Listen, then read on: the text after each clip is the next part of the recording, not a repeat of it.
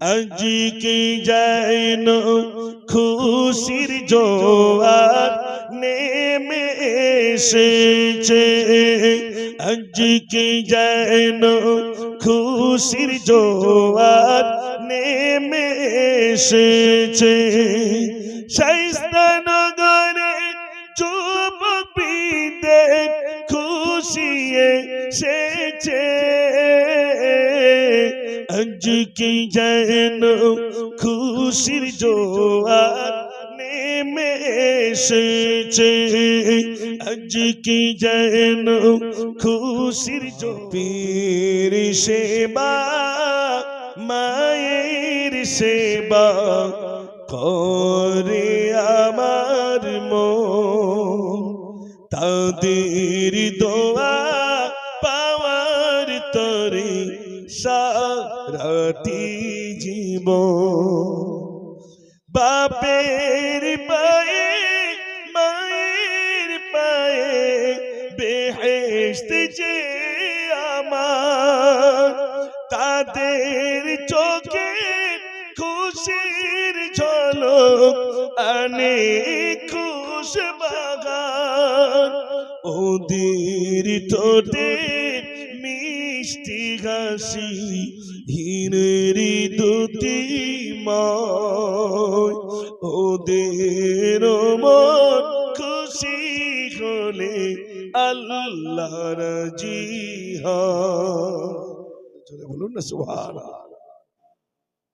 চাকরি করি ব্যবসা করি হই ইঞ্জিনিয়ার, ডাক্তার হয়ে করি না কো যত বেশি রোজগার, যতই বড় ভাবি নিজেকে নই বড় বাপ মা, তাদের কাছে ছোট্ট আজি সোনা সেদিনকার। জোরে বলুন না সুবহানাল্লাহ। বাবার মা আপনি যতই শিক্ষা অর্জন করেন যাই করেন, তোমারই নাম মসজিদে হবে না। তৈরি থেকো তৈরি রেখো কবরে মাল সামান, একদিন তোমারই নাম মসজিদে হবে না। একদিন তোমাকে পরিয়ে কাফন, সঙ্গী স্বজন করিবে দাফন, হঠাৎ চলে যাবে আদরের ধন, প্রিয় মা বাবার পাশে নয়ন, তৈরি থেকো তৈরি রেখো সুন্নতি আমল ঈমান, একদিন তোমারই নাম মসজিদে হবে না। নামে সমন জারি হলে করবে আটক, বন্ধ হয়ে যাবে জীবন নাটক, বাগাদুরি থাকবে না দেখে যৌবন, ফুরিয়ে বসন্ত আসবে শ্রাবণ, তৈরি থেকো তৈরি রেখো কোরআনি জীবন বিধান, একদিন তোমারই নাম মসজিদে হবে না। হবে না ভাই? মসজিদে বলে দেবে অমুকের ছেলে অমুক ইন্তেকাল করেছে, তারপরে কি দেখেন একদিন তোমার হবি বিচার, লাভ হবে না দুনিয়ার ক্ষমতার, হতে যদি পারো নবীজির আশিক, পুলসিরাতে পার হয়ে যাবে ঠিক, তৈরি থেকো তৈরি রেখো জান্নাতি হওয়ার সোপান, একদিন তোমারই নাম মসজিদে হবে এলান, একদিন তোমারি নাম মসজিদে হবে এলান। তৈরি থেকো, তৈরি রেখো, তৈরি থেকো, তৈরি রেখো, কবরে মাল সামান, একদিন তোমারি নাম মসজিদে হবে এলান। নারে তাকবীর! তৈরি করছেন। বলছি তো আমি রুটি খাইনি। খাওনি বাবা? না হুজুর খাইনি। ঈসা নবী বললেন বাবা চলো। বেশ কিছু দূর গেলেন, এবার কিছু মাটি নিলেন। বাবা কিছু মাটি নিয়ে এসো। মাটি আনা হলো। ঈসা নবী ফু দিলেন, মাটি তিনটে ভাগে ভাগ করলেন, তিনটে তোলা করলেন। ঈসা নবী ফু দিলেন, মাটির সঙ্গে সঙ্গে সোনা হয়ে গেল। ঈসা নবী বললেন অনুসারী, মাটি আর মাটি নাই, সোনা হয়ে গেল। এক কাজ করো, তুমি একটা রুটি খেয়েছো, তুমি একটা সোনার দোলা নাও। আমি একটা রুটি খেলাম, আমি একটা সোনার দোলা নেব। আর তৃতীয় রুটিটা যে খেয়েছে, তৃতীয় সোনার দোলাটা কিন্তু তাকে দেব। বন্টন করো। সঙ্গে বলছে হুজুর ভাগ আমি করবো, তো হচ্ছে করো। এবার কি হয়েছে ভাই? তৃতীয়বার কি হয়েছে? মাটি এবার কি হয়ে গেছে? সোনা হয়ে গেছে। তিনটে সোনার দোলা হয়ে গেছে। তা সঙ্গী তখন বলছে হুজুর ভাগ আমি করবো, তো হচ্ছে করো। সঙ্গী বলছে হুজুর প্রথম রুটিটা আমি খেলাম, আমি একটা সোনার দোলা নেব। দ্বিতীয় রুটিটা আপনি খেয়েছেন, দ্বিতীয় সোনার দোলাটা আপনি নেবেন। হুজুর বড় ক্ষুধা পেয়েছিল, খিদের তাড়নায় চুরি করে তৃতীয় রুটিটা আমি খেলাম, অতএব তৃতীয় সোনার দোলাটা কিন্তু আমি পাবো। এতক্ষণ শিকার হচ্ছে কেন? সোনার দোলা তো ওই যে সহ্য করতে পারিনি, শিকার হয়ে গেছে। চাচা রাস্তা দিয়ে যাচ্ছে, রাস্তায় যদি চিকচিক করে তুলবে, তুলে দেখবে সোনা না কেনা। ঠিক বলছি না ভুল বলছি? গিন্নির কাছে লে যাবে, দেখো দিন এটা সোনা না কেনা, কোথা তেলিয়েছো ঘোড়ার ডিম কেনা। চাচা মনে করছিল যদি হয় সোনা বিরাট দাম বেড়ে যাবে, পারবে না ভাই। যুবক দুটো সোনার মালিক হয়ে গেছে, মানে চুরি করে রুটি খেয়েছে। ঈসা নবী দ্বিতীয়টা দিলেন। এবার ঈসা নবী বলছেন সঙ্গী এটা আমি রেখে কি করবো, এটাও তুমি নিয়ে নাও। তাহলে কটা সোনার দোলা হলো ভাই? তিনটে সোনার দোলার মালিক। ঈসা নবী বললেন শোনো, সোনা দিয়ে দিলাম ঠিক আছে, তবে আমার সঙ্গে আর তোমার রাখবো না, তুমি চলে যাও।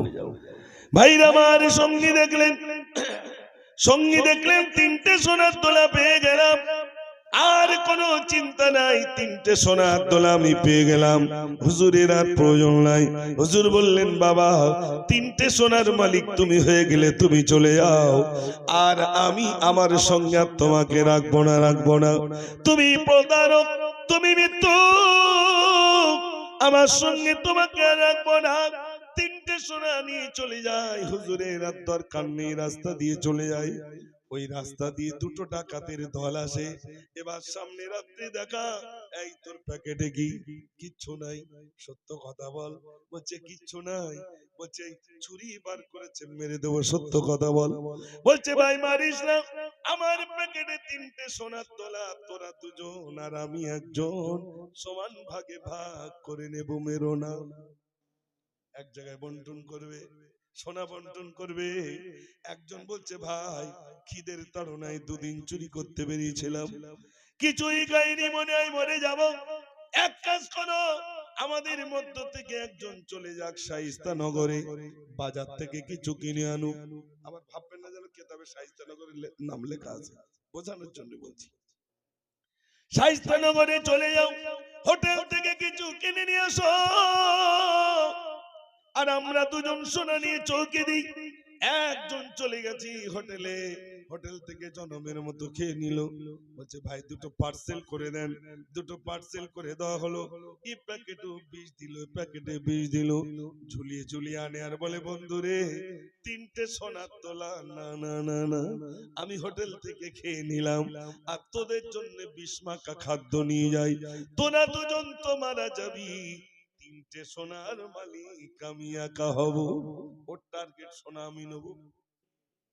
যে দুজন সোনা চৌকি দিচ্ছে ওরা বলছে বন্ধু ছুরি ধার দাও, যেই আসবে সামনে ওর পেটে মারবো ছুরি, ও তো মারা যাবে। তিনটে সোনার মালিক আমরা দুজন হব। এখন সোনাকে পাই, সোনা ভাগ করবে ইনশাল্লাহ। তবে আওয়াজ একটু দেখতে চাই, দেখি আওয়াজ। নারে তাকবীর। ওই আপনাদের মসজিদে আর কয়েক ঘন্টা পর বলবে আল্লাহু আকবার, আল্লাহু আকবার, আল্লাহ মহান, আল্লাহ বড়, বলবে না ভাই? আবার মুয়াজ্জিন বলবে আশহাদু আল্লা ইলাহা ইল্লাল্লাহ, আমি সাক্ষী দিতেছি আল্লাহ ছাড়া কোনো মাবুদ নাই। একটু জোরে বলুন না সুবহানাল্লাহ। মুয়াজ্জিন বলবেন আর কয়েক ঘন্টা পর। অতএব সেই আল্লাহর নাম একটু জোরে নেন, আমি দুটো গজল শোনাবো ইনশাআল্লাহ। দেখি যদি গজল শুনতে চান, ভোল্টেজ দেখি আপনাদের। নারে তাকবীর। মোটামুটি হয়েছে, তবে সেইভাবে জোর হয়নি। যুবকরা কোথায় গেল? কাঁদি জয়নাব, কাঁদি কুলসুম, কাঁদি সাকিনা, কাঁদি জয়নাব, কাঁদি কুলসুম, কাঁদি সাকিনা, খাইলি দুলদুল ফিরে এলো, খাইলি দুলদুল ফিরে এলো, হোসাইন এলো না। কাঁদি জয়নাব, কাঁদি কুলসুম, কাঁদি সাকিনা, কাঁদি জয়নাব, কাঁদি কুলসুম, কাঁদি সাকিনা, খালি দুলদুল ফিরে এলো, হোসাইন এলো না। কাঁদি জয়নাব, কাঁদি কুলসুম, কাঁদি সাকিনা। নারে তাকবীর। মাশাআল্লাহ। আমি শোনাবো ইনশাআল্লাহ আপনাদের কাছে। গজল শোনাবো অবশ্যই। অনেক যুবকরা এসেছেন, দুটো একটা গজল না বললে এত যুবকরা বলবেন কাল দিয়েছি সারা, শুনতো নাকি মুজফফর গজল বলে। আজকে আর একটা না, কতবার গজল বলা যায়। আমার একটা ভাই এসেছেন, উনি এইটাই শুনবেন। মায়ের কদম চুমে নিলে খোদার রকম কত, ফুলের সুবাস যতই তাক হবে না মায়ের মতো।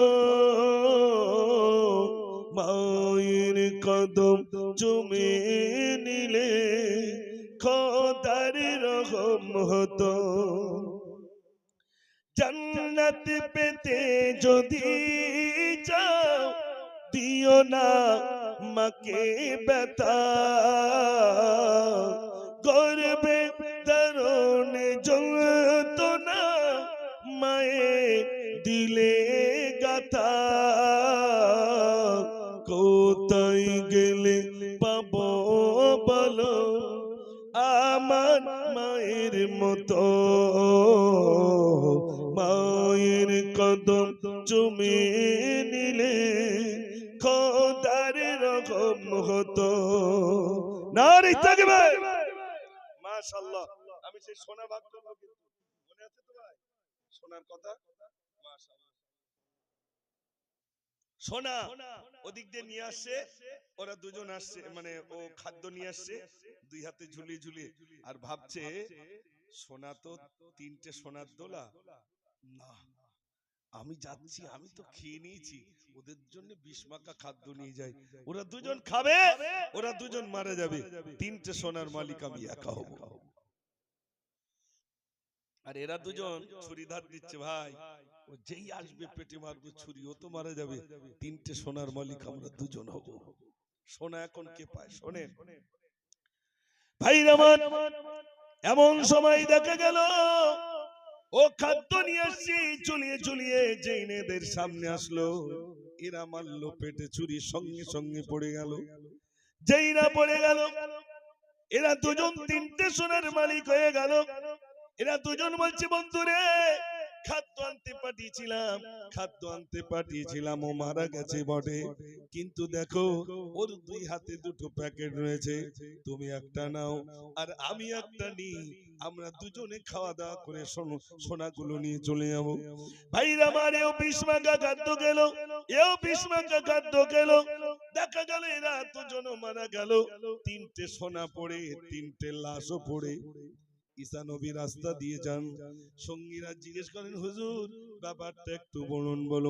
3টে সোনা তোলা, 3টে লাশ পড়ে রইল, ব্যাপারটা একটু বলুন। হুজুর বললেন, বাবা ওই 3টে সোনা তোলা হলো দুনিয়া, লাশ পড়ে রইল, লাশ চলে যাবে, দুনিয়া পড়ে রইল। বাবা ও দুনিয়া নেওয়ার জন্য বিরাট চেষ্টা করেছিল, কিন্তু দুনিয়া হলো না, শেষ বেলায় চলে যাওয়া লাগলো। ঠিক কিনা ভাই? দুনিয়া পড়ে রয়েছে, আবার চলে যেতে মরে দেখেন কোমরের চাবিটা নিয়ে সমস্যা হবে। বড় বৌমা বলবে, এই দেখো তোমার ওই ছোটবার হাতে যেন বাপের ওই চাবিটা না যায়। আর ছোট বৌমা বলবে, এই দেখো আব্বার ওই কোমরে যে চাবি রয়েছে, ওই চাবি যেন তোমার বড় ভাইয়ের হাতে না যায়। ওই চাবিতে কি আছে বলুন তো ভাই? ক্যাশ বাক্সের চাবি মানে টাকা। চাবিলে টেনশন গোসল দেওয়ার সময়। যারা গোসল দিচ্ছে তাদের বলছে, দেখো চাবি তোমরা রেখে দিও, জানো ওই বড় ভাইয়ের হাতে দিও না।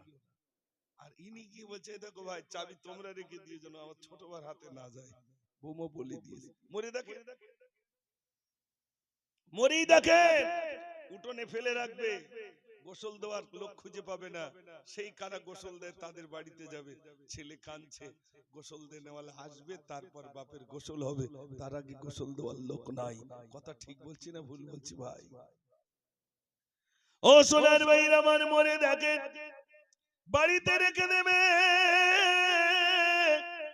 গোসল দেওয়ার লোক নাই।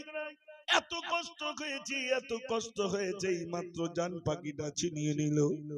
ভাইরা আমার, আল্লাহর নবী সাল্লাল্লাহু আলাইহি ওয়াসাল্লাম হাদিস পাকের ভিতরে বলেছেন, মানুষের মরণের কষ্টটা কেমন কষ্ট, একটা মানুষ তার মরণের কষ্টটা কেমন কষ্ট হুজুর লিখেছেন।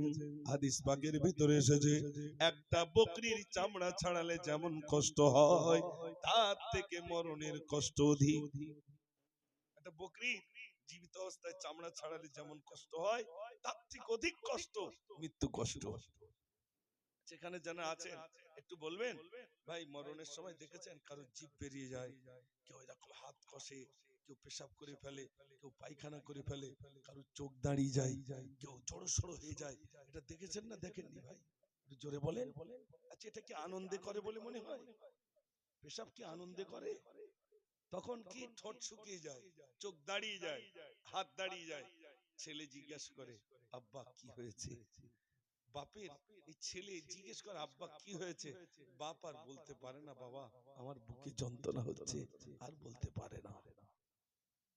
ও সোনার ভাইরা আমার, আল্লামা হুজুর লিখেছেন, ওই সময় যদি কোরআনের এই সূরাটা পড়তে পারেন, ইয়াসিন ওয়াল কুরআনিল হাকীম, ইন্নাকা লামিনাল মুরসালিন আলা সিরাতিম মুস্তাকিম।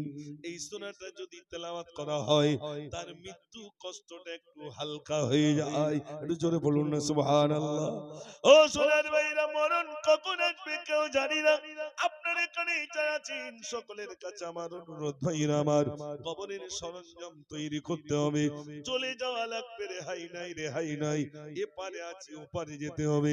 আপনাদের শায়েস্তানগরে দেখবেন একটা ব্রিজ আছে, মরণটা মনে করবেন একটা ব্রিজ, এপারে আছি ওপারে যাওয়া লাগবে, যেতে হবে না জোরে বলে। আমি বসে আছি, এক্ষুনি যদি আজরাইল এসে ধরে, আর আপনারা যদি বলেন একটু ছেড়িয়ে দাও, দুটো চারটি গজল বলিলে, তারপর নাই লিয়ে করুন, সময় দেবে নাকি ভাই? একটু জোরে বলে না। আচ্ছা, আপনার তো অনেক টাকা, মনে করুন 1 কোটি টাকা, আজরাইল এসেছে, যদি বলেন ভাই 5 মিনিট সময় দাও, তোমার 2 কোটি টাকা দিয়ে দিচ্ছি, সময় দেবে? আমার এই মাঠে বল্লের বিল রয়েছে না, এদিকে কাটিহাটের দিকে, বল্লের বিল রয়েছে কাটিহাটের দিকে, ওই বিলটা কি খুব ছোট ভাই? আপনারা জানেন না? ছোট না তো, প্রচুর বড়। এখন আজরাইলের যদি বলেন ওইটা দিয়ে দেবো, তাও ছেড়ে দেবে? 5 মিনিট সময় দেবে? 2 মিনিট দেবে? না। ও সোনার ভাইরা আমার, সময় দেওয়া হবে না।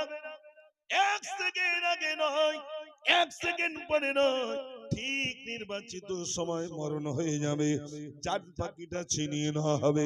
ভাইরা আমার, হুজুর আল্লাহ মালিকের মানুষ মরে যাওয়ার পরে সমস্ত শরীরটা দরদ হয়ে যায়। তোমরা যখন গোসল দেবে তখন আস্তে আস্তে গায়ের উপরে পানি ঢোলো, যেন জোরে জোরে তোমরা ঢোলো না। এই মাত্র তার জান পাখিটা ছিনিয়ে নেওয়া হয়েছে। আপনারা বলুন, কোন মানুষের যদি ফোড়া হয়, ওই ফোড়াটা যখন টিপে পুস্তা বার করে দেন, ওই ফোড়ার পাশে কি আর হাত দিতে দেয়? কেন বলুন তো? দরদ, ব্যথা। জানটা যখন ছিনিয়ে নেওয়া হয় তখন সমস্ত শরীর ব্যথা। হুজুর লিখেছেন, তোমরা আস্তে আস্তে গোসল দিও, আস্তে আস্তে উঁচু করো, আস্তে আস্তে করো। কেন? এই মাত্র তার জান পাখিটা ছিনিয়ে নেওয়া হয়েছে। ও সোনার ভাইরা আমার, এখানে অনেক আব্বা জানেরা রয়েছে, আমার সোনার ভাইরা রয়েছে।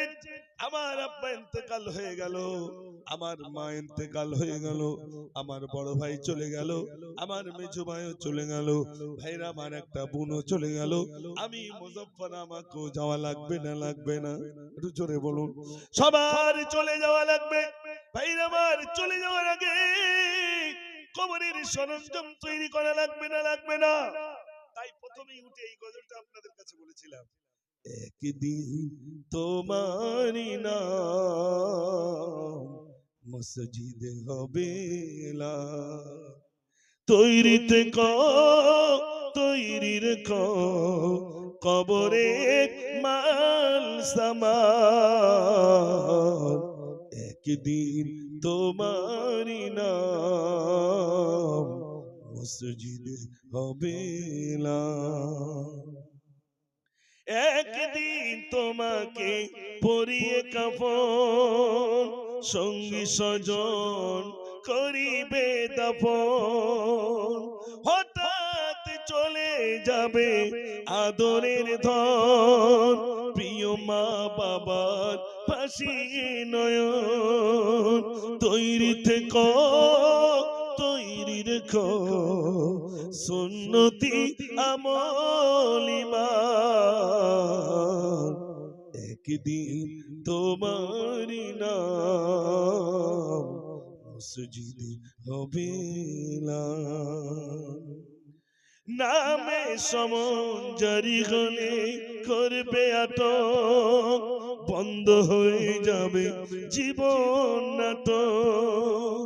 বাগাদুরি থাকবে না দেখে যৌবন, ফুরিয়ে বসন্ত আসবে শ্রাবণ। তৈরি থেকো, তৈরি রেখো, কোরআনি জীবন বিধান। একদিন তোমারি নাম মসজিদে হবে লা।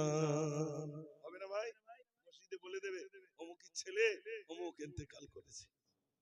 তারপরে কি দেখেন, একদিন তোমার হবে বিচার, লাভ হবে না দুনিয়ার ক্ষমতা, হতে যদি পারো নবীজির আশিক, পুলসিরাতে পার হয়ে যাবে ঠিক।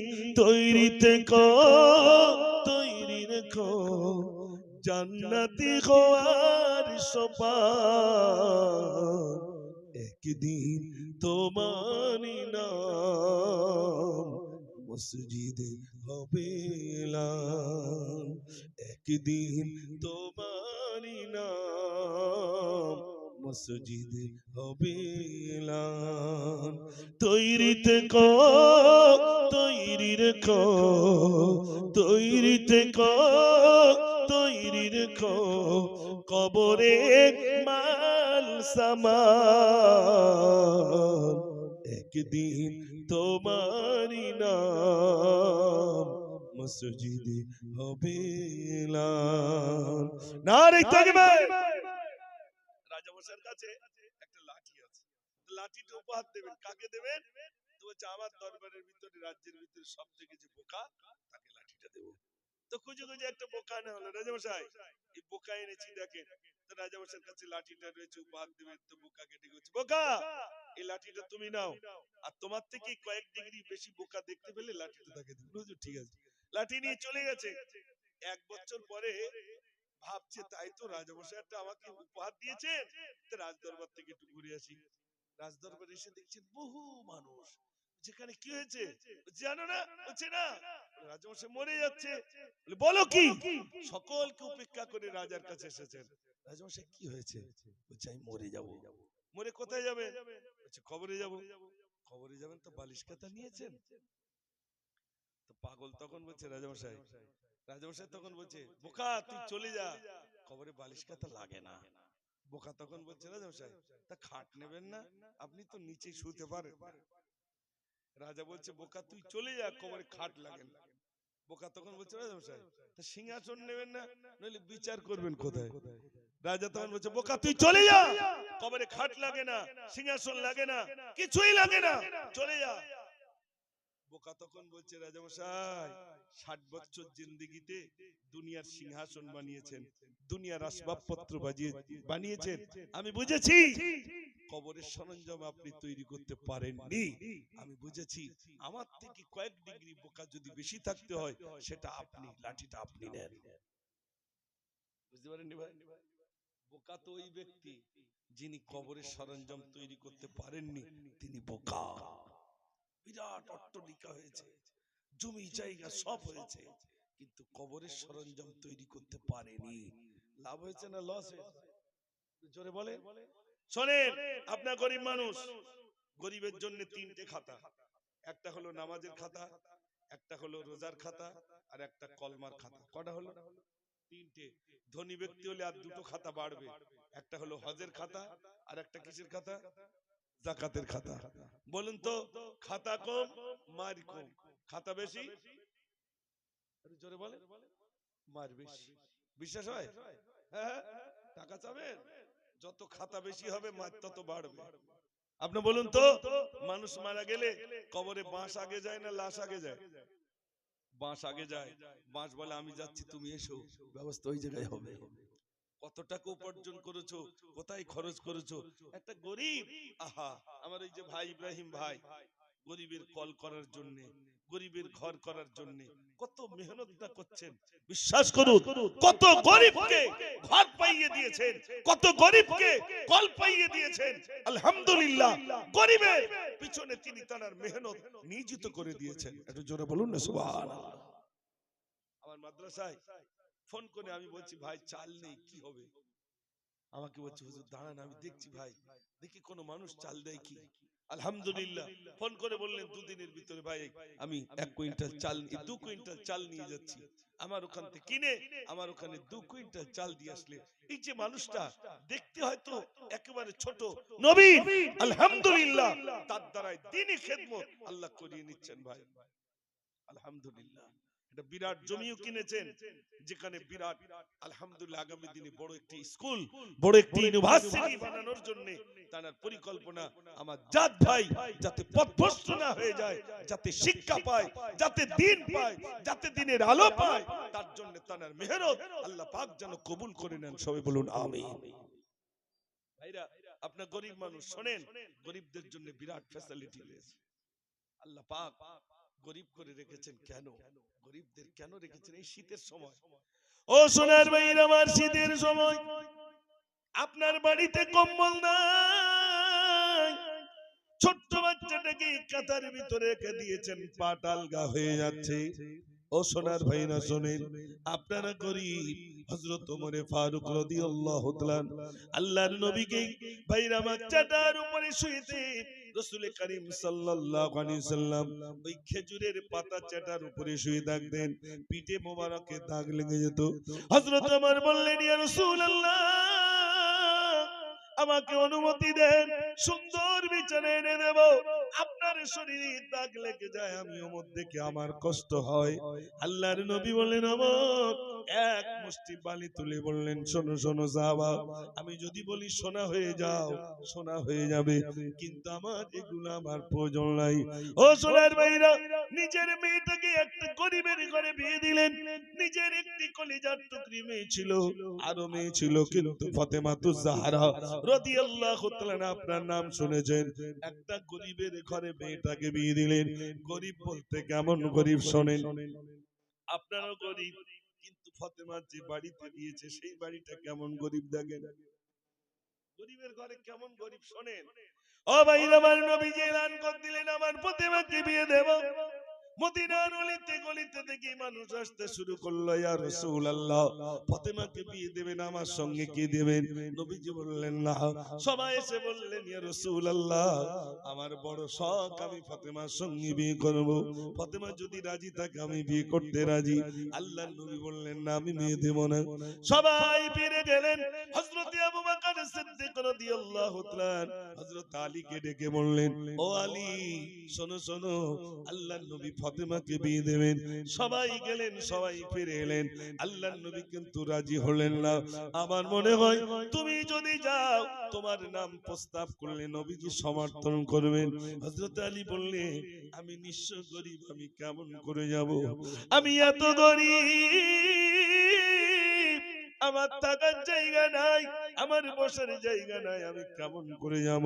আল্লাহর নবীর কাছে গিয়ে আমি কেমনে বলবো? আল্লাহর নবীর কাছে কেমনে বলবো? হযরত আবু বকর বললেন, যাও আলী যাও, মনে হয় তোমার কথাটা নবীজি সমর্থন করবেন। হযরত আলী এলেন, আসসালাতু ওয়াসসালামু আলাইকা রাসূলুল্লাহ, একটি কথা বলার জন্য আমি এলাম, তবে আমার লজ্জা পাই, এজন্য আমি বলতে পারি না। আল্লাহর নবী বললেন, আলী, লজ্জা যদি পাই তাহলে কেন তুমি বলার জন্য এলে বলো। হযরত আলীকে বললেন, আল্লাহর নবী বললেন, আলী তুমি বলো বলো। হযরত আলী রাদিয়াল্লাহু তাআলা বললেন, ইয়া রাসূলুল্লাহ, শুনেছি আপনি ফাতেমাকে বিয়ে দেবেন। ফাতেমা যদি বিয়ে করতে রাজি থাকে, আমি আলী কিন্তু বিয়ে করতে রাজি হয়ে গেলাম। প্রস্তাবটা দিলেন। আল্লাহর নবী কি বলছে জানেন?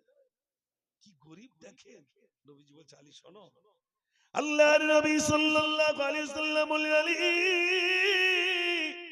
তোমার প্রস্তাবে শুধু আমি নবী একা খুশি হই নাই, তোমার প্রস্তাবে শুধু আমি নবী একা খুশি হই নাই, স্বয়ং মহান রব্বুল আলামিন তিনিও এই বিবাহে, এই প্রস্তাবে রাজি হয়ে গেছে। জোরে বলুন না সুবহানাল্লাহ। ফাতেমার বিয়েতে কে কে রাজি হয়েছে? আল্লাহর নবী এবং আল্লাহ পাক দুজনেই রাজি হয়ে গেল। ফাতেমার বিয়ে হয়ে গেল।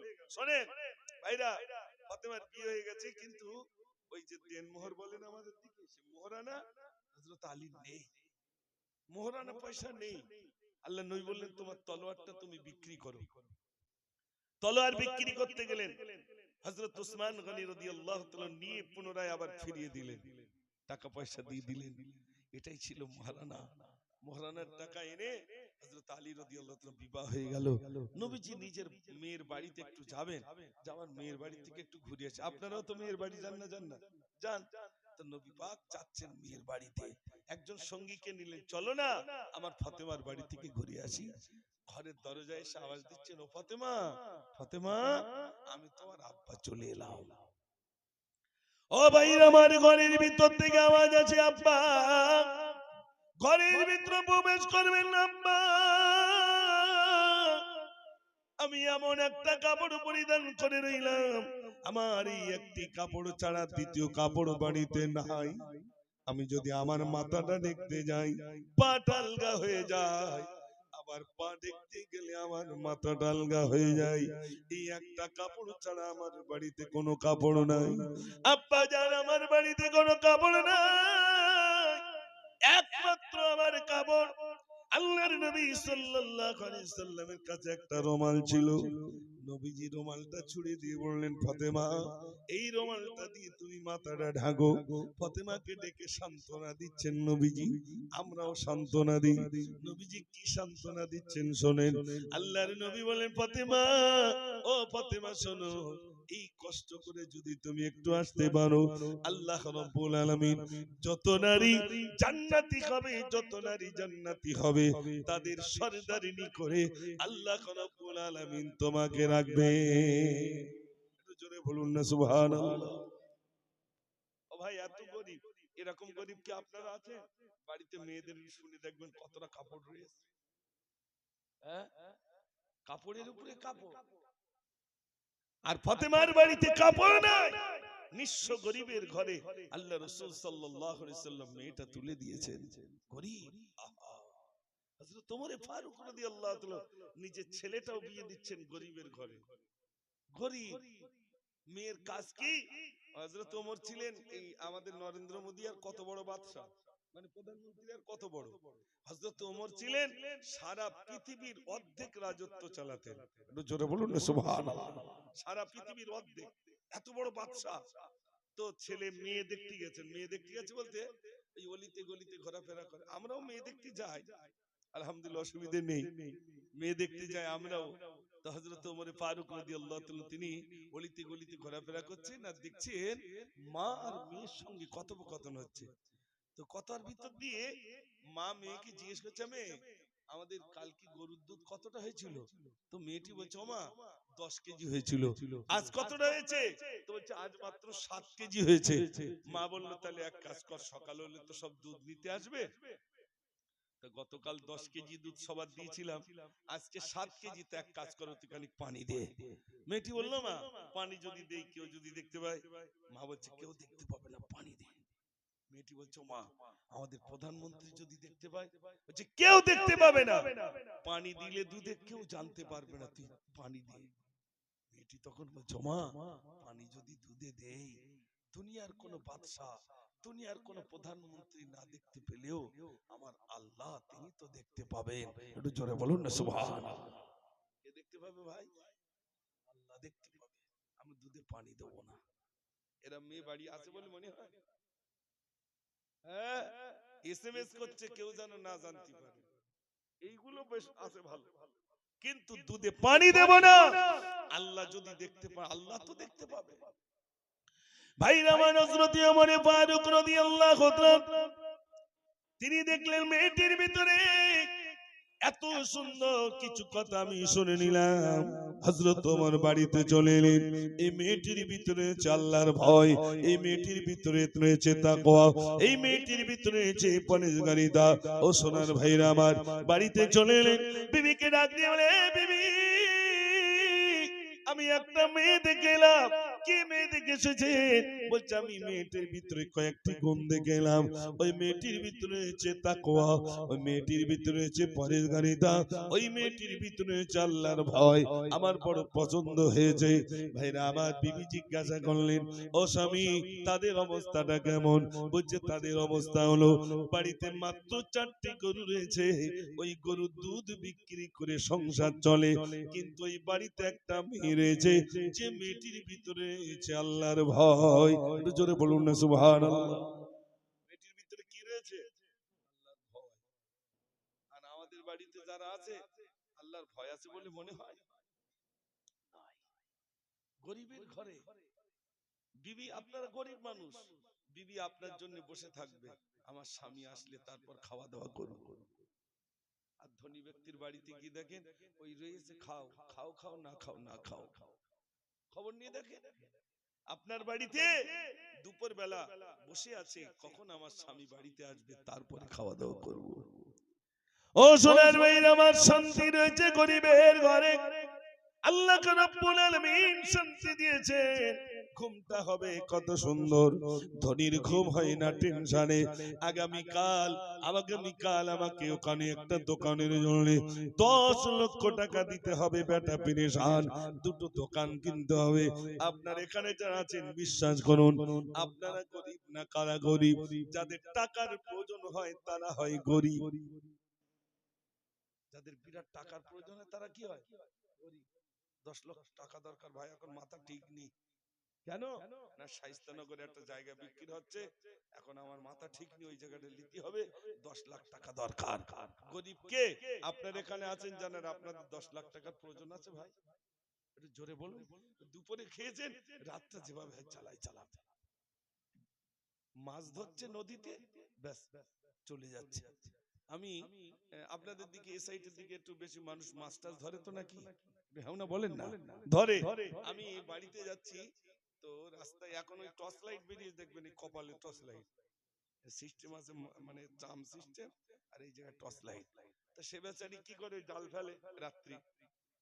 রাত 2টার সময় বাড়ি যাচ্ছি, দেখি যে খালে জাল ফেলছে।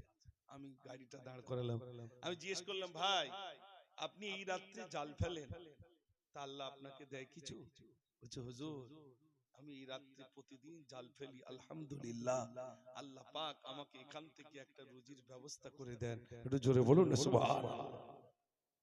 খালে জাল ফেলে সংসার জীবিকা নির্বাহ করছে, কোনো অসুবিধা নাই। ও মাছ ছাড়তি হয়নি, কিচ্ছু করছে হয়েছে নাকি ভাই? ও পুকুর একেবারে জনম ভর লিসলোয়া নাকি ভাই? ও পুকুর জনম ভর লিসলোয়া। আপনি নদীতে জাল ফেলবেন, কেউ আপনাকে বলবে না এই ভাই এখানে জাল ফেলছিস কেন, মানে ও পুকুর আপনার জন্য। আর ওতে মাছগুলো যা আছে সব ছোটখাটো না বড় বড় ভাই? ছোট আছে, বড় বড় আছে, না জানি ভাগ্যক্রমে একটা বড় পড়লি ব্যাস বিরাট ব্যাপার। আর মাঝে মাঝে আল্লাহ পাক আবার পানি দিয়ে সবগুলো সমান করে দেন। ভাই আপনারা দেখবেন জলকারে মাছ ছাড়ে, পুকুরে মাছ ছাড়ে, সর্বত্র মাছ ছাড়ে, কিন্তু নদীতে মাছ ছাড়তে দেখেছেন? জোরে বলে। তো ওখানে ছাড়বে কি করে? আল্লাহ পাক বলে, ছাড়বি রে, দাঁড়া, নদীর পানি উঁচু করে দেবেন, এমন সব সমান হয়ে যাবে। জলকারে মাছ এবার কোথায় যাবে? নদীতে যাবে। থাকলে কোথায়? এ মাছ এবার সব নদীতে যাবে। দেখেন সেখানে খাওয়া দাওয়ার ব্যবস্থা আল্লাহ সব রেখে দিয়েছেন। একটু জোরে বলুন না সুবহানাল্লাহ। ও সোনার ভাইরা, আমি গজল শোনাবো, একটু কানে শুনুন, অনেক গজল শোনাবো। হযরত ওমর ফারুক রাদিয়াল্লাহু, হযরতে মুসা আলাইহিস সালাতু ওয়াস সালাম আল্লাহ পাক বললেন, হে মুসা তোমার হাতে ওটা কি? মুসা নবী বললেন, ক্বালা হিয়া আসা, এটা আমার লাঠি। আল্লাহ বললেন, মুসা ওই লাঠি দিয়ে পাথরের উপর আঘাত করো। পাথরের উপরে মারলেন, পাথর ভেঙে গেল, একটা আবার পুনরায় পাথর বার হলো। আল্লাহ বললেন, মুসা তুমি দ্বিতীয়বার মারো। দ্বিতীয়বার মারলেন, পুনরায় একটা পাথর বার হলো। আল্লাহ রাব্বুল আলামিন বলে, এ মুসা তুমি তৃতীয়বার মারো। তৃতীয়বার মারলেন, দেখলেন ওই পাথরের ভিতরে একটা ঘাস, একটা জীব ঘাস মুখে করে রেখে দিয়েছে। আল্লাহ রাব্বুল আলামিন বললেন, মুসা এই 3 তবক পাথরের ভিতরে খেতে দেওয়ার মালিক কে? মুসা নবী বললেন, আল্লাহ আমার ভুল হয়ে গেছে, 3 তবক পাথরের ভিতরে জীব ঘাস মুখে করে রেখেছে, আল্লাহ ওটারও খাওয়া দেওয়ার মালিক তুমি। একটু জোরে বলুন না সুবহানাল্লাহ। আপনার কাছে যারা আছেন, আমি আপনাদের কাছে অনুরোধ করব, ভাই মরণ তো হবেই। আপনারা বলুন তো, শায়েস্তানগরের বাজারে দিন দিন টিকিট কাউন্টার বাড়ছে না কমছে? কথা বলে। টিকিট কাউন্টার মানে কি, ট্রেনের টিকিট কাটা? হ্যাঁ, বড় লোক হওয়ার টিকিট বাড়তেছে না ভাই, দিন দিন বেড়েই যাচ্ছে।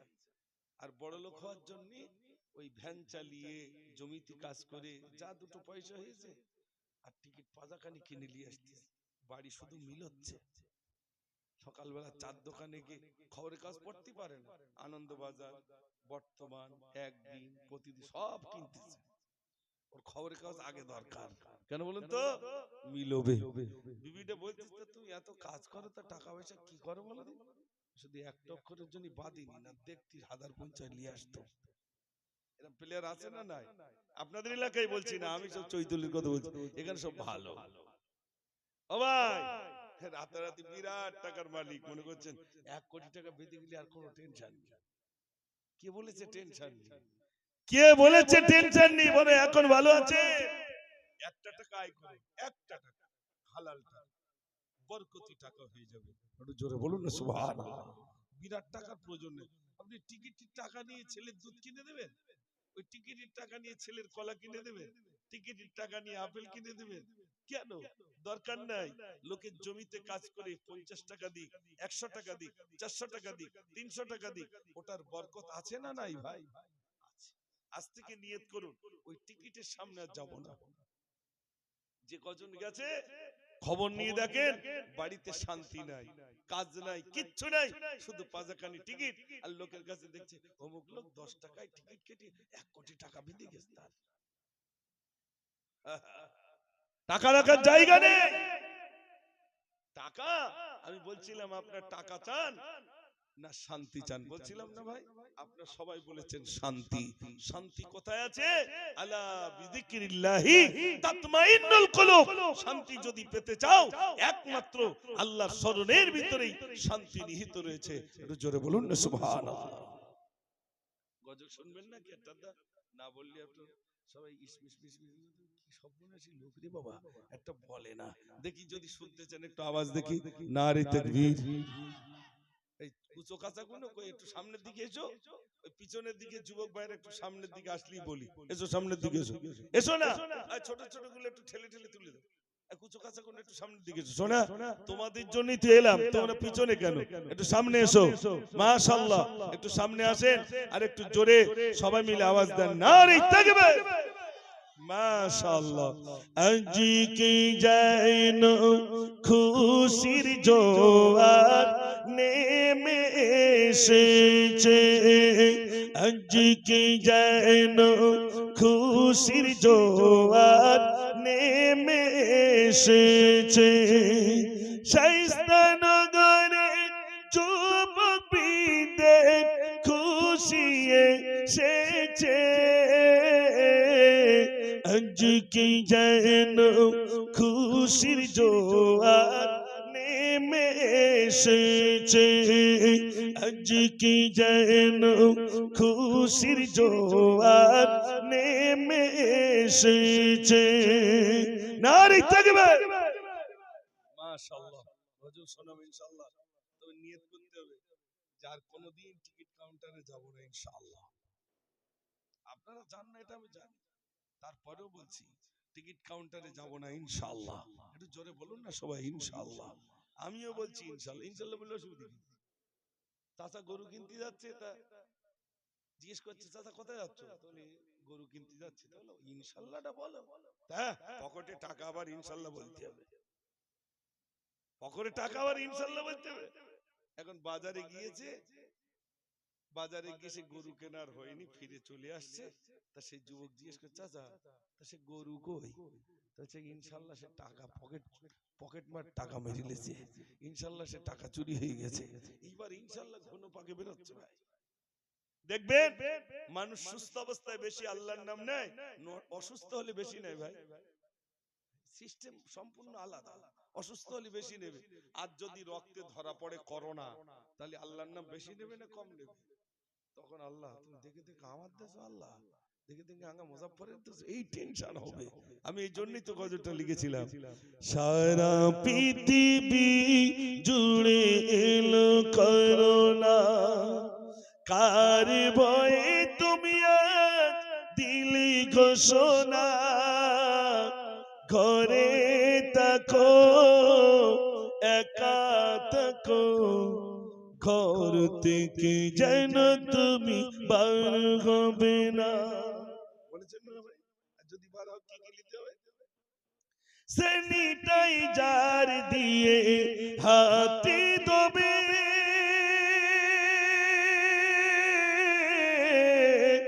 মাস্ক পরিধান করে বাহিরে যাবে। সচেতন কেন তুমি হতে পারো না, সরকারি আইন কেন মানো না, করোনা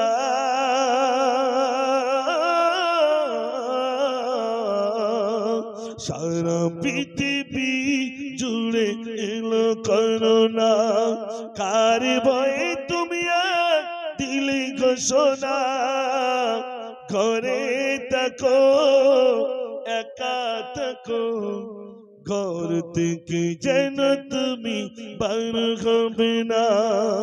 নারে তাকবীর। মাশাআল্লাহ। আমার যুবক ভাইরা, আমি গজল বলি তো আজকে এখানে হয়তো যুবক ভাইদের আওয়াজ খুব বেশি পাচ্ছি না বলে হয়তো একটু কমে যাচ্ছে, রাগ করলে হবে না ইনশাআল্লাহ। আর শেষের দিকে আরো শোনাবো। তো বলছিলাম টাকা চান না শান্তি চান, মনে আছে ভাই? খিজির আলাইহিস সালাম, হযরত খিজির আলাইহিস সালাম রাস্তা দিয়ে যাচ্ছে, আর একটা যুবকের সঙ্গে দেখা। যুবক একটু দোয়া করে দেন না, আমি একটু বিরাট টাকার মালিক হতে চাই। তো হুজুর বলছি এক্ষুনি দোয়া করবো বিরাট টাকার মালিক হয়ে যাবি? তা কার মতো ধনী হবি, কার মতো টাকার মালিক হবে একটু দেখে আয়। তো ও কি করেছে, ওই দোকান দেখতে গেছে কার মতো বড়লোক হওয়া যায়। একটা দোকানে গিয়ে দেখে চতুর্দিকে সোনা। হুজুর কাছে বলছে হুজুর অমুক লোক, তার দোকানটা চতুর্দিকে সোনা দিয়ে বাঁধানো, ওই রকম টাকার মালিক হতে চাই। তো হুজুর বলছে ঠিক আছে দোয়া করে দেবো এক্ষুনি হবি। তো ওর কাছে শুনিয়ে ও কেরম সুখে আছে শান্তিতে আছে একটু শুনিয়ে আয়। এসেছে দোকানদারের কাছে, ভাই এই তোমার দোকান তো চতুর্দিকে সোনা, আমার ওই খিজির আলী সালাম রাস্তায় দাঁড়িয়ে রয়েছেন, উনি দোয়া করে দেবেন তোমার মতো এরকম ধনী ব্যক্তি আমি হয়ে যাব। তো তুমি কি করে, তুমি সুখে কেমন আছো শান্তিতে কেমন আছো একটু বলবে?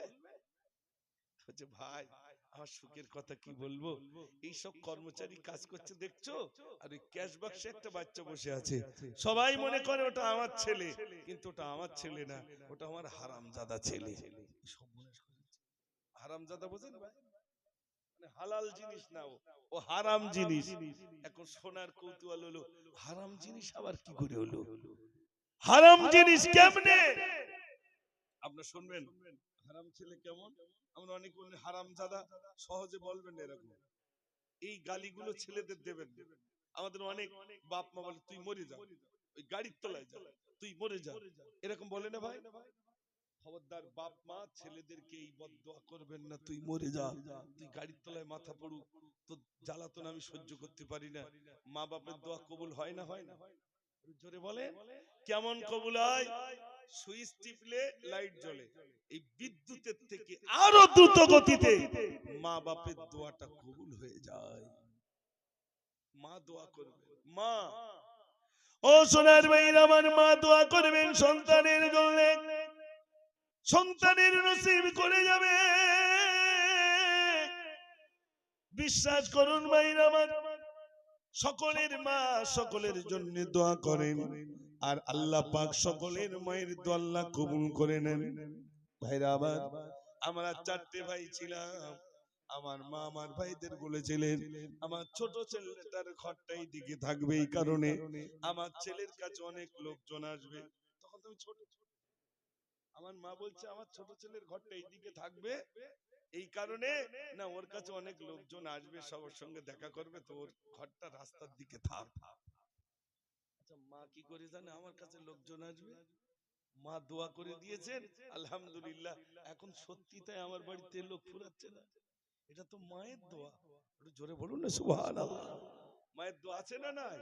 মা মা দোয়া করবেন সন্তানের জন্য। ও সোনার ভাইরা আমার, মা দোয়া করবে। মা যখন দোয়া করবে, আজ আমাদের ঘরের দিকে দেখেন সেই মা গুলো অসহায় হয়ে পড়ে রইল, আব্বা পড়ে রইল, মাকে নাম দিয়েছি বুড়ি আর বাপকে নাম দিয়েছে বুড়ো, আছে না নাই? ও সোনার ভাইরা আমার, আপনার এখানে জানা আছে, বিশ্বাস করুন, আপনি যখন বসিরহাটে যাবেন নিজের বিবিকে বলে যাচ্ছেন আমি বসিরহাটে যাচ্ছি, কখন আসবে? সন্ধ্যাবেলা আসবো। মা শুনতে পেয়েছে, মা বিবিকে বলবে ও বিবি শোনো শোনো, আমার ছেলে কি বসিরহাটে গিয়েছে, কখন ফিরবে? বলছে সন্ধ্যাবেলা ফিরবে। সত্য কথা বলুন, নিজের মাকে বলে গেলেন না, এখানে আমার ভাইরা আছেন আপনারা বিচার করবেন, আপনি সন্ধ্যাবেলা আসবেন বলেছেন, 8টা বেজে গেল আপনি বাড়িতে এলেন না, সত্য কথা বলুন, মা খবর নেবে না বিবি খবর নেবে? একটু জোরে বলে। মা বলবে আরে আমার ছেলেটা কোনো বাড়িতে এলো না, বিবিকে বলবে বিবি আমার ছেলেটা কোনো বাড়িতে এলো না, একটুখানি ফোন করো। বিবি বলবে চুপ করে বসে থাকো, টাইম হলে ঠিক আসবে। মা জননী থাকতে পারে না, একবারে বাড়িতে যায়, একবারও বাড়িতে যায়, আমার ছেলেটার কাছে একটু ফোন করো, আমার ছেলে সন্ধ্যাবেলা আসবে বলেছিল এখনো পর্যন্ত আসে নাই। মা জননী চোখের পানি ফেলে, আল্লাহ এখনো পর্যন্ত আসলো না, দুটো ভাতও পর্যন্ত খায় না। ও ভাইরা, এমন মা যদি আপনাদের ঘরে থাকে, আপনাদের মাকে প্যার করবেন, খোদার কসম মায়ের কদম তলে সন্তানের দয়ার জান্নাত রয়েছে। একটু জোরে বলুন না সুবহানাল্লাহ। মা একটুখানি বলবে উফ, সন্তানের জন্য মা যদি একবার চোখের পানি ফেলে, উফ, এইটুকু শব্দ যদি মা করে, আনতাহাবাতা আমালুকুম, সমস্ত আমল বরবাদ হয়ে যাবে। ও সোনার ভাইরা, সমস্ত আমলগুলো বরবাদ হয়ে যাবে। আজ থেকে মায়ের পা ধরে বলবেন, মা, মা স্কুলে যাননি, মার ভিতরে কোনো শিক্ষা নেই, কোনো জ্ঞান নাই, তবু তিনি মা। মায়ের পা ধরে বলবেন, ও মা, আমার ভুল হয়ে গেছে মা, তুমি ক্ষমা করে দিও। মা একবার বলবে, যা বাবা, আমি ক্ষমা করে দিলাম। ও সোনার ভাইরা, এখানে অনেক বাইরে রয়েছে, আমি গজল শোনাবো, একটুখানি শোনো। আপনাদের মতো যুবক, আমাদের মতো যুবক, হযরতে আলকামার মরণের সময় হয়ে গেল। ভাইরা আমার, মরণের জাকান্দানি চলে এলো। কলমা পড়াই, কলমা নসিব হয় না, কলমা জবানে আসে না। হযরতে আলকামারের জবানে যখন কলমা আসে না, সাহাবারা ছুটে ছুটে আল্লাহর নবীর কাছে এলেন। ইয়া রাসূলুল্লাহ, আলকামারের জবান থেকে কলমা আসে না, কলমা আসে না। আল্লাহর নবী বললেন, যাও যাও, আলকামারের মা জীবিত আছে কি দেখো। ছুটে ছুটে দেখলেন আলকামারের মা কোথায় আছে, আলকামারের মা কোথায় আছে, জীবিত না মৃত। সবাই বললেন, এখনো পর্যন্ত আলকামারের মা জীবিত রয়েছে। আল্লাহর নবীর কাছে এসে বললেন, ইয়া রাসূলুল্লাহ, আলকামারের মা এখনো জীবিত রয়েছেন। আল্লাহর নবী বললেন, আলকামারের মাকে ডেকে নিয়ে এসো। আলকামারের মাকে ডেকে আনা হলো। হযরতে আলকামারকে সম্বোধন করে নবীজি বললেন, ও আলকামারের মা, আলকামারকে ক্ষমা করে দাও। আলকামারের জবান থেকে কিন্তু কলমা নসিব হয় না। আলকামারের মা বললেন, ইয়া রাসূলুল্লাহ, আমার আলকামারকে আমি ক্ষমা করব না। আমাকে এত কষ্ট দিয়েছি, আমাকে এত কষ্ট দিয়েছে, আমার আলকামারকে আমি ক্ষমা করব না। আল্লাহর নবী বললেন, ক্ষমা যদি না করো, আলকামারের জবান থেকে কিন্তু কলমা আসবে না। ভাইরা আমার, এত বলা বলে আলকামারের মা বলছে, হুজুর আমি ক্ষমা করব না। ও সোনার ভাইরা, শেষ বেলায় নবীজি ডাক দিলেন, ও আমার সাহাবারে, এক কাজ করো, জঙ্গল থেকে কিছু কাঠ নিয়ে এসো। ওই কাঠগুলো এনে আলকামারকে তোমরা জ্বালিয়ে দাও, পুড়িয়ে দাও। আলকামারের মা বললেন, ইয়া রাসূলুল্লাহ, আমার সামনে আমার ছেলেকে পুড়িয়ে দেবেন, জ্বালিয়ে দেবেন, আমি মা সহ্য করতে পারবো না। আমার ছেলেকে আমার সামনে জ্বালিয়ে দেবেন, আমি মা সহ্য করতে পারবো না। আল্লাহর নবী বললেন, আলকামারের মা, এটা দুনিয়ার আগুন, দুনিয়ার আগুন যদি আপনার সামনে আপনার ছেলেকে পড়ালে আপনি মা সহ্য না করতে পারেন, কিয়ামতের দিন ওই ভয়াবহ আগুনে আপনার ছেলেকে পড়ানো হবে, তখন কি আপনি সহ্য করবেন? আলকামারের মা বললেন, ইয়া রাসূলুল্লাহ, আমার ছেলেকে আমি ক্ষমা করে দিলাম। যেই না মা বললেন আমি ক্ষমা করে দিলাম, দেখা গেল আলকামারের জবান থেকে সঙ্গী সঙ্গী কলমাটা নসিব হয়ে গেল। একটু জোরে বলুন না সুবহানাল্লাহ। আমার এই বাপজিরা রয়েছে, শুনে দেখবেন কতটা কষ্ট পাচ্ছে। এদিন একটা জলসায় গেছি, এক চাচা সামনের থেকে উঠে বলছে, হুজুর সব মিলাদ তো করছেন, একটু বাপ মানে মিলাদ করুন। আমি বললাম, কেন? বলছে, ছেলে পিলে আমাদের আর ভাত দেয় না। কথাটা শুনতে খারাপ লেগেছে না ভালো লেগেছে ভাই? ও সোনার ভাইরা একটু বলুন। নিশ্চয়ই খারাপ লাগবে। বাপ উঠে বলছে, আমার ছেলেরা ভাত দেয় না। ইস, এই দুঃখ আর কোথায় রাখবে বলুন? আর যেই বাপ মরে গেছে, বড় ছেলেটা বলতে, বাঁশ জ্বালা কি সব আমি দেওয়া। বাঁশ মানে বোঝেন ভাই? কোন বাঁশটা বলেন তো? ওই কবরে বাঁশ টাস লাগলো সব আমি দেওয়া, কোনো টেনশন করতে হবে না। কাপড়ের কাপড় যা লাগে সব আমি দেবো। মেজি ছেলেটা বলছে, লোক কুটুম যা আসবে খাওয়া দাওয়া সব আমি দেবো।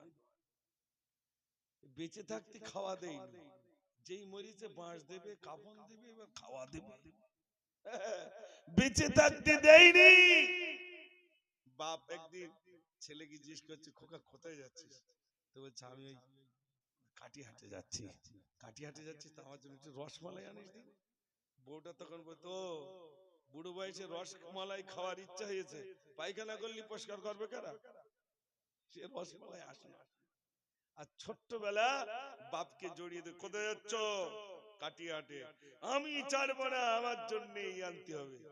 বাপ তখন এনেছিল না আনেনি ভাই? জোরে বলে। সব বাজার বাদ দিয়ে বলবে, আমার ছেলের আগে ওইটা দাও, না তো গেলে আমার পকেট ধরে ঝলবে, ওর আগে দিতে হবে। তখন পাই পাই করে খেয়েছি। আর বাপটা বুড়ো হয়ে গেছে। বাপ চেয়েছি কোথায় যাচ্ছি বাপ, তো বলছে কাটিহাটে যাচ্ছে, আমার জন্য একটু রসমালাই এনেছিস? সেক্রেটারি বলতে পায়খানা করলি পরিষ্কার করবে কেনা? পড়ে রয়েছে, খায় না, পড়ে রয়েছে, কিচ্ছু নেই। ঠিক এবার যখন চোখ টোক দাঁড়িয়ে যাচ্ছে, তখন বউটা বলতে চাই দেখো সেই মিষ্টি খাতি ছেল না একটু লেচু না, তার লোকে কি বলবেন? তখন মিষ্টি নিয়েছে অল্প করে দু চারটে বাপের খেতে দেবে। বাপ, আব্বা তোমার জন্য মিষ্টি লেছি। বাপ তখন বুড়ো আঙুল দেখাচ্ছে, এদিক না এদিক, তার মানে মুখি আর দিস নে। কোথায় দিতে বলতে ভাই? হ্যাঁ, যেখানে আর দিস নেই, এখানে দেওয়ার জন্য চেয়েছিলাম, তখন পাইনি, তাই বুড়ো আঙুল নিচু করে দেখাচ্ছে, এবার ওই দিক দিয়ে খোকা, আমার এদিক দিয়ে যাবে না। রাগ করছেন আপনারা? রাগ করলে কিছু করার নেই, রাগ করলে কিছু করার নেই। বাপদের কাছে জিজ্ঞাসা করবেন কত কষ্টের ভিতরে তারা রয়েছেন। আমি ছেলে, আমি ভেড়া হয়েছি, ভেড়া। আমার বাপটাকে দেখলাম না, আমার মাকে দেখলাম না। পৃথিবীতে এই দুটি জিনিস, এই দুটি সম্পদ, একটি হলো বাপ আর একটি হলো মা। যাদের চলে গেছে জান্নাত চলে গেছে, যাদের রয়েছে আজও বাড়িতে জান্নাত রয়েছে। একটু জোরে বলুন না সুবহানাল্লাহ। কিচ্ছু করতে হবে না, বাপ আর মায়ের। আল্লাহর নবীর কাছে একজন সাহাবা গেলেন, ইয়া রাসূলুল্লাহ আমি জিহাদের ময়দানে যাব, কিন্তু আমার মা অসুস্থ, আমার মা বৃদ্ধা হয়ে গেছে। নবীজি বললেন তোমার মায়ের খেদমত করো, জিহাদের ময়দানে যেতে হবে না, তোমার মায়ের খেদমত করো। মায়ের খেদমত করলে তুমি শহীদের দরজা পেয়ে যাবে। একটু জোরে বলুন না সুবহানাল্লাহ। সোনার ভাইরা, এখানে অনেক যুবক ভাইরা রয়েছেন যাদের মা আছে, মার পা ধরে গিয়ে ক্ষমা চাইবেন, ও মা আমার ভুল হয়ে গেছে, তুমি ক্ষমা করে দিও। মা আপনাকে জড়িয়ে ধরে বলবে আব্বা তুই আমার কাছে কোনো অন্যায় করিসনি, যা আমি তোকে ক্ষমা করে দিলাম। বলবে না, বলবে না ভাই? পৃথিবীতে অন্যায় করে দেখো, কষ্ট হচ্ছে নাকি আপনাদের? আমি এই জন্যই গজল লিখেছিলাম, বাপের সেবা মায়ের সেবা করে আমার মন, তাদের দোয়া পাওয়ার তরে সারাটি জীবন। বাপের পায়ে মায়ের পায়ে বেহেশত যে আমার, তাদের চোখে খুশির ঝলক আনে খুশ বাগান, ওদের ঠোঁটে মিষ্টি হাসি হীরের দুটি ময়, ওদের মন খুশি হলে আল্লাহ রাজি হয়। বলুন না সুবহানাল্লাহ।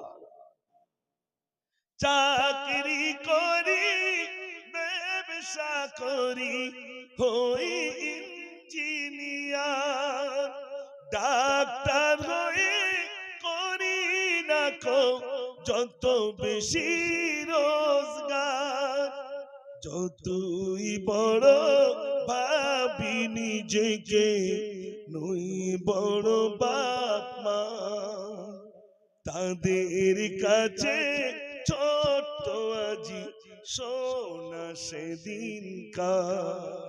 জোরে বলুন না সুবহানাল্লাহ। বাপ আর মা আপনি যতই শিক্ষা অর্জন করেন, যাই করেন, আপনার কাছে মায়ের কাছে মনে হবে ওটা আমার সন্তান, ছোট্ট বাচ্চা শিশু সন্তান, যতই বড় হয়েছে তবু বাবু বলে ডাকবে, সোনা বলে ডাকবে। এই জন্য এখানে আমার অনেক ভাইরা এসেছেন, আলহামদুলিল্লাহ। আমি এসে শুনলাম ওই সব ছোট ছোট বাচ্চারা মিলে সবাই জলসা দিয়েছেন। সেসব যুবকরা সব কোথায়? সেই যুবকরা সব কোথায়? যারা জলসা দিয়েছে তারা সব কোথায় গেল? ওই যুবক ভাইরা কোথায় যা জলসা দিয়েছেন? আমি ওই যুবক ভাইদের একটু দেখবো। হ্যাঁ, যুবক ভাইরা কোথায়? এসো না সামনে। এসব নাকি? ও আল্লাহ, তারা মিলাদ দিয়ে আরেকদিক চলে গেছে। অনুসন্ধান অফিসে, ওখানে কি অনুসন্ধান অফিসে কার সন্ধান করবে? ও ভাই, আমার যুবক ভাইরা কোথায় আছেন? একটু সামনে আসলে ইনশাআল্লাহ আমি একটি গজল শোনাবো। এই গজলটি শোনাবো, ও যুবক ভাই শুনবে সবাই, একা ফোন চোরির ঘটনা। এই ঘটনা জানার কিতাবে গাজলি হুজুর চেনো না। ও যুবক ভাই শুনবে সবাই, একা ফোন চোরির ঘটনা। এই রাত্রে ওই কাফন চোরের ঘটনাটা শোনাবো, যদি যুবকরা আসে। আমার ইকো লাগে না পেলেন। আমি সেই ছোটবেলায় আমার আব্বা আমার মাদ্রাসায় দিয়েছিল, ওই মেশিনের পাইপ যাতে পানি তোলে ভাই, ওতে একটু মুখ দিয়ে কথা বললে দেখবেন সাউন্ড হয় ভালো, হয় না ভাই? এখন ওই মুখি দিয়ে শুধু ওইসব গজল টজল বলি। তখন ওইসব ক্যাসেটে গজল হতো। তা আমার ভাই মাদ্রাসায় পড়তেন, তো ওখান থেকে কিছু ক্যাসেট আর টেপ, মানে তখন বিরাট ব্যাপার। তো তখন ওইসব গজল হতো, ওরে ভোলা মন ভুলো না কখন, এইসব গজল হতো। আমি ওইসব ওইলি বলতাম, আর বল এরে মাদ্রাসায় না দিলে হবে না। ওই যে গজল সেই মেশিনের পাইপই বলা শুরু করলাম, আজও পর্যন্ত ভাই বলতে হয় রাত 2টো 2:30টা 3টে পর্যন্ত কিছু কিছু গজল না বললে মানুষ ছাড়ে না, আজও পর্যন্ত বলতে হয় আলহামদুলিল্লাহ। এই জন্য সেই মেশিনের পাইপই বলা লোক, তো এই জন্য আর খুব বেশি ইকো লাগে না, প্লেন হলে আমার ভালো হয়। তা আপনাদের শোনাবো ইনশাল্লাহ, যদি আওয়াজ একটু জোর হয় সবাই মিলে একটু জোরে আওয়াজ দেবেন, দেখেন তো চটটা নড়ে, নারে তাকবীর। আর সেই যুবকগুলো কোথায় গেল যারা মিলাদ দিয়েছে? আমার যুবক কালেকশন করছে এখন, আল্লাহ টেনশন করছে তো ওরা, টেনশন তো করছে ওরা। মিলাদ দিলে মানুষ টাকা দিতে চায় না, বাদ দাও দি, রাত দিন পড়ে পড়ে শুধু মিলাদ দিচ্ছে, এই করতে তাই বলে না ভাই, বলছে কেন বলুন তো? জানে মিলাদ দিলি বাড়ি কুটুম আসবে, আর কুটুম আসলে খরচ বাড়বে না কমবে? বাড়ি যায় কিছু কিছু মানুষ আসে, মিলাদ দিয়েছে, বাড়ি এত কুটুমির চাপ। আমি এদিনই একটা জলসায় গেছি ভাই, সেই জলসায় গিয়ে দেখছি কিছু লোক বসে রয়েছে। তাই বলছো ভাই তা সব বাড়ি চলে গেছে, তা তোমরা বসে রয়েছে কেন? তার বলছে হুজুর আমরা এমনি বসে নি, বাড়ি বিরাট কুটুমির চাপ, তা সিট খালি নেই, তা কি করব? বলি রাতটা এই জায়গায় বসে পার করে দেই। মসজিদে একজন দেখে আসলো, বাড়ি বিরাট কুটুমির চাপ, তো এখানে শুয়ে পড়ে রয়েছে, কিচ্ছু করার নেই। বাড়ি কুটুমির চাপটা কি করবে, সিট খালি নেই, আপনারা বাড়ি যাবেন দেখবেন সব সিট ফুল। এই জন্য এরকম কিছু মানুষ আছে না? নাই আছে, কিছু করার নেই। তো মিলাদ দিলে তো কুটুম আসবেই, মেহমান আসলে ভালো না খারাপ? কিরকম ভালো শোনেন, আমরা তো মনে করি এই চার দোকানে গিয়েছে, গোশ কিনতে গিয়েছে, তো কি ব্যাপার আবার আজ থলিলে, আর বলো না, ছোট ভাইটা গেল, আবার বড় ভাই এসে হাজির, এত কুটুমির চাপ ভাই, আমি আর পারতিস নে। এরকম লোক আছে না ভাই? আহা, কখনো বলবেন না যে বাড়ি কুটুম আসে না ও বাড়ি বরকত আসে না, যে বাড়ি কুটুম আসে ও বাড়িতে বরকত আসে। একটু জোরে বলুন না সুবহানাল্লাহ। শোনেন, আল্লাহর নবী সাল্লাল্লাহু আলাইহি সাল্লাম পেটে কাপড় বেঁধে রেখে দিয়েছেন 3 দিন অনাহারে। কদিন ভাই? 3 দিন। মদিনা মসজিদে নববী শরীফে বসে আছেন, আর একটা যুবক এসে দেখছেন আল্লাহ রাসূলের পেটে কাপড় বাঁধা। জিজ্ঞাসা করছে নবীর পেটে কাপড় বাঁধা কেন? বলছে 3 দিন কিছু খায় না। ইস, 3 দিন কিচ্ছু খায় না, বাড়িতে কিচ্ছু নাই? বলছে না, ছুটে গেছে বাড়িতে। ও মা, আমাদের বাড়ি কিছু আছে? মা বললেন মামা ছেলে, একজনের মতো খাদ্য রয়েছে, একজনের মতো খাদ্য রয়েছে, আর নাই বাবা। তুই তাড়াতাড়ি করে যা, আল্লাহর নবীকে একটু আমন্ত্রণ করে নিয়ে আয়। আল্লাহর নবীর কাছে এসেছেন, ইয়া রাসূলুল্লাহ, আপনার পেটে কাপড় বাঁধা দেখে সহ্য করতে পারি নাই, আমার মা আমাকে পাঠিয়েছে, চলুন চলুন আমাদের বাড়ি থেকে আপনি খাওয়া দাওয়া করবেন। আল্লাহর নবী বললেন, যুবক তুমি আমাকে দাওয়াত করতে এসেছো, তবে আমি তোমার দাওয়াতে একা যাব না, একা যাব না, আমার 80 জন সাহাবাদেরকে নিয়ে যাব। কতজন ভাই? 80 জনকে নিয়ে যাবেন। যুবক বলছে সর্বনাশ, মনে মনে বলছে আমার বাড়ি একজনের মতো খাদ্য, হুজুরের দাওয়াত দিতে এসেছি, এবার 80 জনের নিয়ে যাবে। নবীজি আবার হাত ধরে রেখেছে রোজান না পালায়, হাত ধরে রেখেছে রোজান না পালায়। ও টেনশন করছে সর্বনাশ, 80 জনের নিয়ে গেলে আমার বাড়িতে একজনের মতো খাদ্য কি করে দেব? ও সোনার ভাইরা, আমার বিশ্ব নবী সাল্লাল্লাহু আলাইহি সাল্লাম যুবককে নিয়ে গেলেন ঘরের দরজার সামনে, হাতটা ছেড়ে দিয়ে বললেন, যুবক তুমি যাও, তোমার মাকে গিয়ে বলো আল্লাহ নবী ঘরে তশরিফ রেখেছেন। ঘরের ভিতরে ঢুকে গিয়ে বলছে, মা সর্বনাশ হয়ে গেল। কি হয়েছে? আল্লাহ নবীকে আমন্ত্রণ করতে গিয়েছিলাম, কিন্তু নবীজি একা আসেননি, 80 জনকে সঙ্গে নিয়ে এসেছেন। বাড়িতে কান্নার রোল পড়ে গেল। আল্লাহ নবীর সঙ্গে যদি বেয়াদবি হয়ে যায়, সব সর্বনাশ হয়ে যাবে। আল্লাহ নবীর কদমে এসে লুটিয়ে বললেন, ইয়া রাসূলুল্লাহ, বেয়াদবি মাফ করুন, আমাদের বাড়িতে একজনের মতো খাদ্য রয়েছে, দুজনের মতো নাই। আপনার পেটে কাপড় বাঁধা দেখে সহ্য করতে পারি নাই, ছেলেটাকে পাঠিয়েছিলাম আপনাকে দাওয়াত করতে, কিন্তু আপনি একা আসেননি, 80 জন কিনেছেন, আমি কেমন করে খেতে দেব? আমার বাড়িতে পুনরায় কিছু নাই যে আমি রান্না করে খেতে দেব, তেমন কিছু নাই। একজনের বেশি দুজনের খাদ্য নাই। আল্লাহ নবী বললেন, সাহাবারে, যে পাত্রে খাদ্য রয়েছে এই পাত্রটা নিয়ে এসো। পাত্রটা আনা হলো, নবীজি বাম হাত দিয়ে ধরলেন আর ডান হাত একটা খাদ্যের উপরে দিলেন। ও আমার সাহাবারে, তোমরা চারজন করে এসো, আমার আঙ্গুলের পাকা থেকে খাওয়া শুরু করো। চারজন আঙ্গুলের পাকা থেকে খেতে খেতে 80 জনের খাওয়া হয়ে গেল। আল্লাহর নবী বললেন, সাহাবারে, আর কত জনের খাদ্য রয়েছে? সাহাবা হুজুর বলছেন, ইয়া রাসূলুল্লাহ, যতটুকু খাদ্য দিয়েছিলাম ততটুকু খাদ্য এখনো পর্যন্ত মজুদ রয়েছে। জোরে বলুন না সুবহানাল্লাহ। একজনের খাদ্যে কতজন খেয়েছে ভাই? 80 জন। বাড়ি কুটুম আসবে না, আপনার বাড়িতে বরকত আসবে না। যত মেহমান আসবে, মেহমানদেরকে খুব আপ্যায়ন করবে, পাশে বসিয়ে খাওয়াবে, যেটাই রান্না করেছেন সেটাই পাশে বসিয়ে খাওয়াবে, খুব মহব্বত করে খাওয়াবে। দেখবেন আপনার বাড়িতে আল্লাহ তরফ থেকে বরকত আসবেই আসবেই আসবেই ইনশাআল্লাহ। একটু জোরে বলুন না সুবহানাল্লাহ। তাই বেই আসুক আর যেই আসুক, খুব মহব্বত করে খাওয়াবেন ইনশাআল্লাহ। রাজি আছেন তো ইনশাআল্লাহ? আসুন, সময় তো অনেক হয়ে গেছে আলহামদুলিল্লাহ, আর বেশি রাত করব না, দোয়া হবে আর দুটি গজল বলে ইনশাআল্লাহ দোয়া করে দেব। দুরূদ শরীফ পড়ুন, আল্লাহুম্মা সাল্লি আলা, সবাই পড়েন, মাওলানা মুহাম্মদ ওয়া আলা আলি সাইয়্যিদিনা মাওলানা মুহাম্মদ। একটা গজল বলি, আমার ভাইরা তো, জি না, আধ ঘন্টা না, বলতে বলতে ঠিক টাইম হয়ে যাবে। আলহামদুলিল্লাহ। মদিনার মাটি যদি পাই রাসূলুল্লাহ, সুরমা করে দেব বারবার। মদিনার মাটি যদি পাই রাসূল